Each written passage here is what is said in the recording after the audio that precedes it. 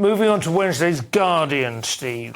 Yeah, slightly less depressing. Hunt defies... I've done it. Same. I managed to say it. It's always close, isn't it? Hunt defies public services along with pre-election budget tax cuts. What a boring headline, I'm afraid. But it's all about 2 pence off national insurance. Yeah. The plan is... But there was no way he couldn't do... Well, we don't know yet. But we'll find out very soon. There'll be 2p off national insurance. It's been promised or talked about for so long. If he would have said tomorrow, oh, by the way, no change in income tax or national insurance, that would have been it. Done. Well, I mean, we'll do inheritance tax. I certainly expected that when they took over from Truss, basically. It was like, well, they're going to try and mount the pain on us, front load the pain so that they can ease it off in time for the election. Although it was in January we got a national insurance cut, and this is why this is not a good idea, because you do the surveys, no one remembers it. No one goes, I tell you what, those Tories are really good. I'm barely even paying national insurance. No one even thinks of national insurance. Take it off income tax, because that's a headline. It is more cost-effective to take it off national insurance, but no one cares. So it doesn't have the impact. You're right. It's the feel-good factor, they used to call it, didn't they? And, of course, Tony Blair famously had it in his first administration, bequeathed it, really, by Kenneth Clarke and his wonderful budgets for John Major.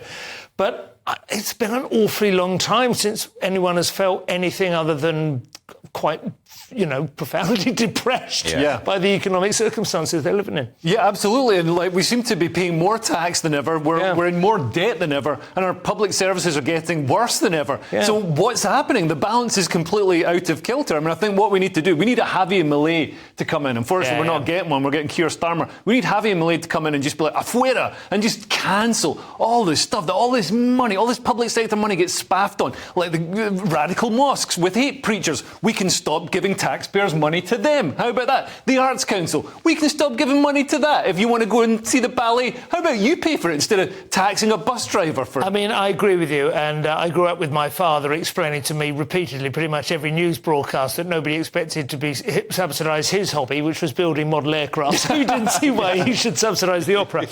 I suppose we are paying for the pandemic, though, aren't we, still? But the problem is the productivity hasn't returned to normal. People aren't getting back to work. Vastly more people are on sick leave. Vastly more people are out of work, one way or another. We need to make it much tougher to, literally hit people in the legs with planks. And I'm there with that. To be honest, I would vote for that party. The last budget before an election should normally be a giveaway. This is barely a giveaway. The extra £900 in the pocket has already been spent on how much things are more expensive thanks to the inflation we've had. Yeah, so you're right. It's slightly less scalding water on the back of the neck, isn't it? That's about the best you can say of it.